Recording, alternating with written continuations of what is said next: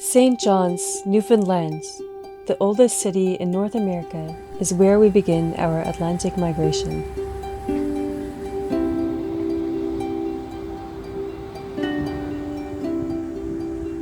Where rugged shore meets the salty sea, and where vibrantly colored row houses and friendly faces can brighten the foggiest of days. At the edge of the Northwest Atlantic, this busy port has deep roots into earlier times. Well known for their strong seafaring traditions and affinity for the ocean, the Newfoundlanders of today have crafted their culture and economy out of the sea. Battles have been fought here, the remnants left behind, between nations seeking to dominate this strategically located port, between east and west, north and south, and to capitalize on the rich bounty of resources that the sea promised to provide.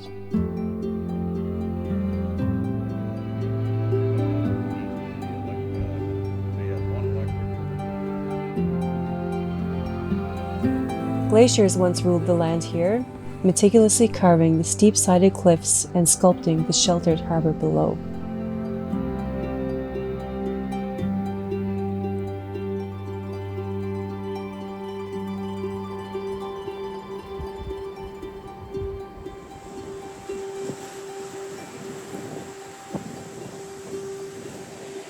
Over centuries of exploration and settlement, the refuge of St. John's Harbour was always a welcome sight for many a seafarer after a long journey at sea.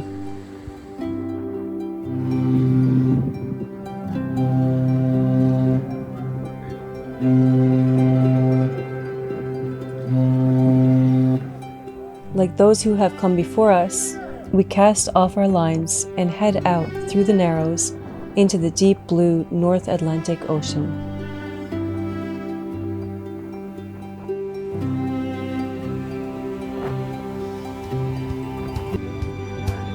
Good evening, everyone.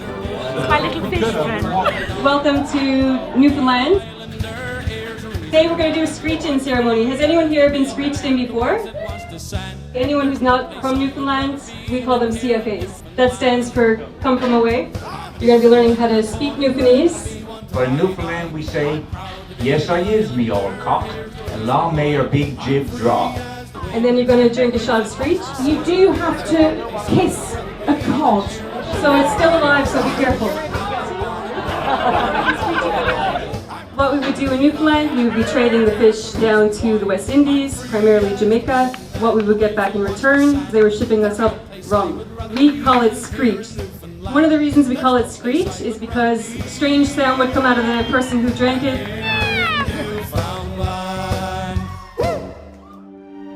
By St. John's, there is one of the largest breeding colonies of leeches, storm petrels. These birds get attracted by ship lights and get disoriented. Ships mitigate this by making the ship very, very dark. They have an amazing ability to endure some of the strongest storms and winds in the ocean. We found 50 plus birds during our patrol. These birds were kept in a safe and secure place until we were in an appropriate area for release. Dusk is the appropriate time because we are away enough distance from the coast and we are away from predators like gulls and can take these birds as a feast.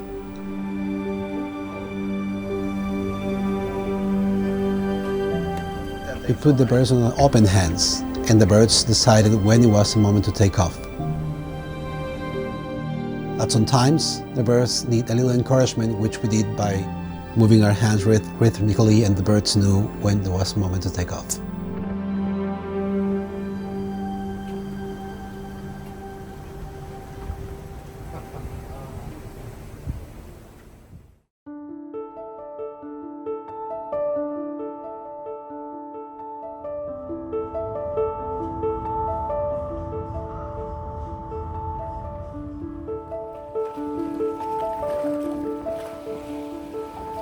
These seemingly empty seas hold deep history. The North Atlantic migration is a critically important route that seafarers have navigated for centuries.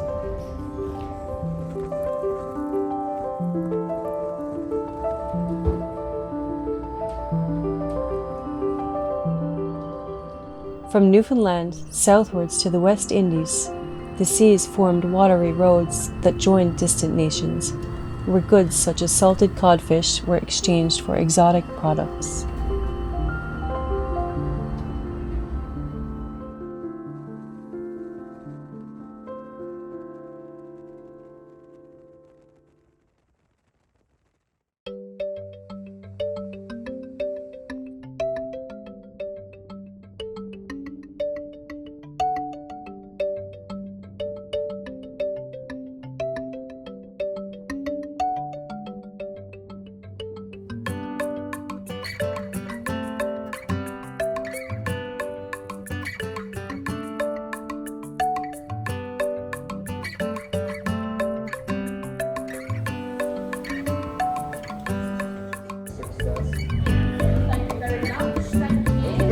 What are we doing here? The Teddy Temple.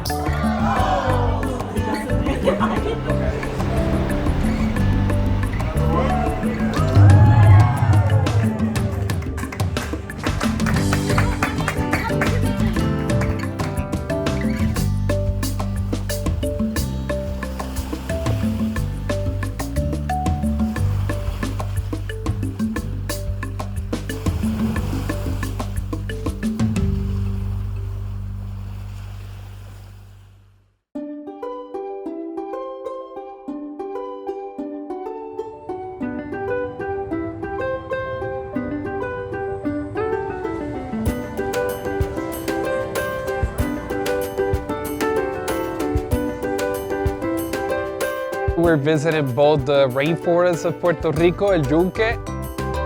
We get to see a lot of the sightseeing of the rainforest. We're gonna see the Tower of Yocahú.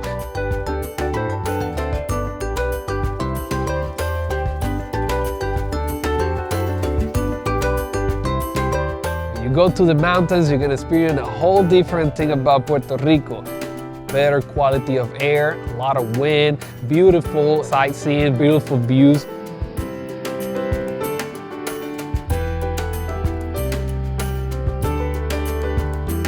We have about 6 different kinds of ginger inside the rainforest. None of them are edible. We have a lot of small lizards that are locals, like the lizard of the rainforest, the green lizard of the mountains. There's some lizards that even change color from brown to green to defend themselves from other predators.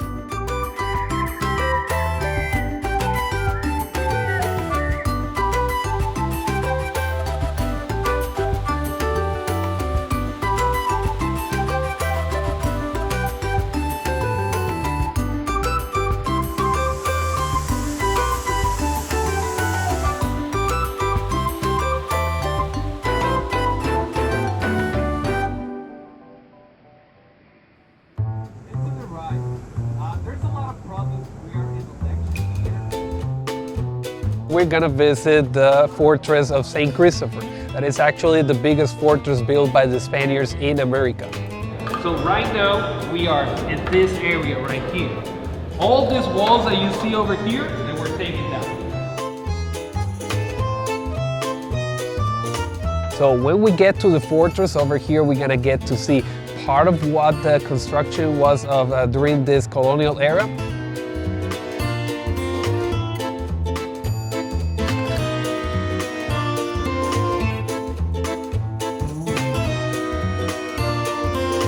Inside the fortress, we still have everything intact. We're gonna see the rooms where the Spaniards lived. We're gonna see the kitchen.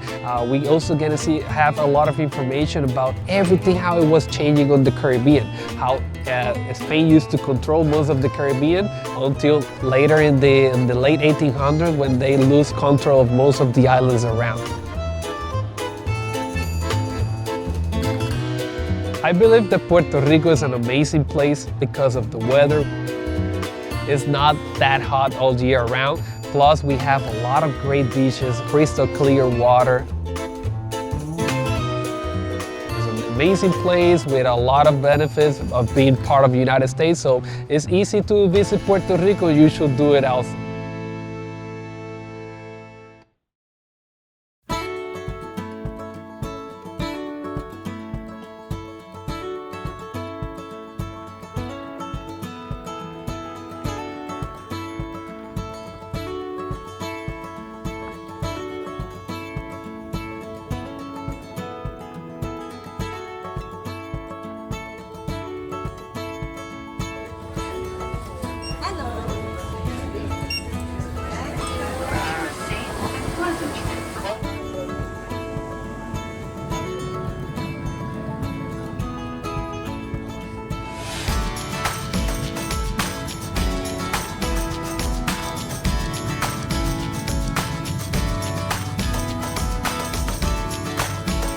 After an hour of traveling on a local boat, we arrived to Virgin Gorda Island.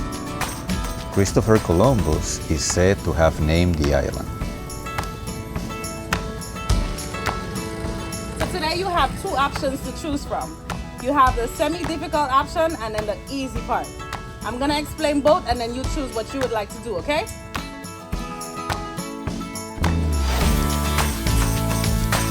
And today we explore one of his most iconic spots, the Baths, located inside the Devil's Bay National Park.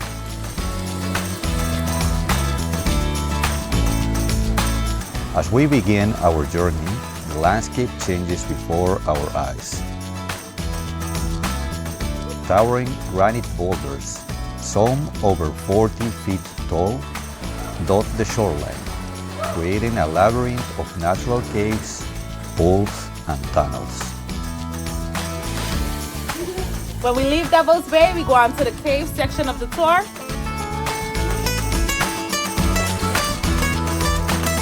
Our exploration becomes quite challenging as we negotiate the narrow crevices between the boulders.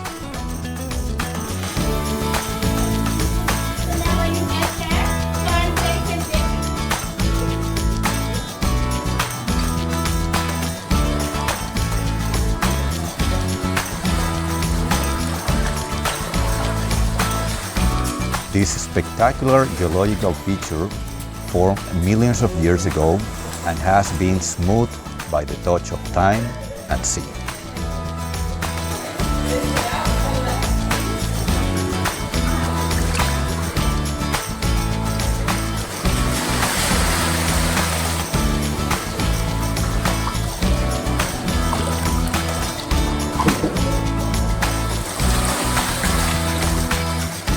At the end of the trail, we were greeted by tranquil pools nestled between the rocks. This beautiful beach offered the perfect place to take a dip and cool off.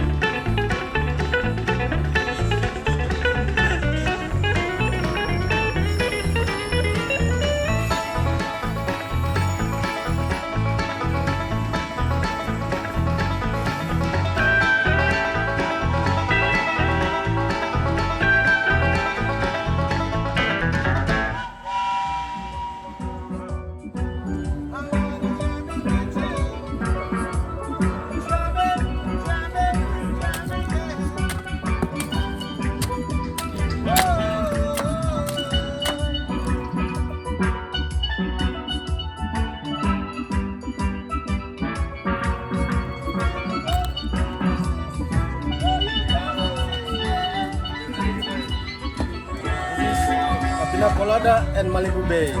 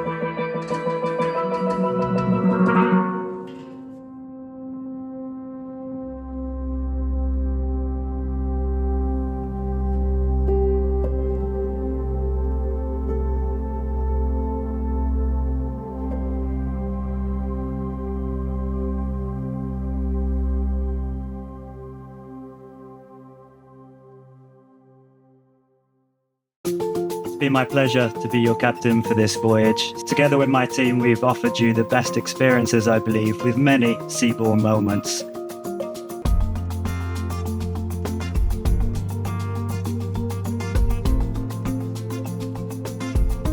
Thank you for choosing Seabourn Venture, your home away from home.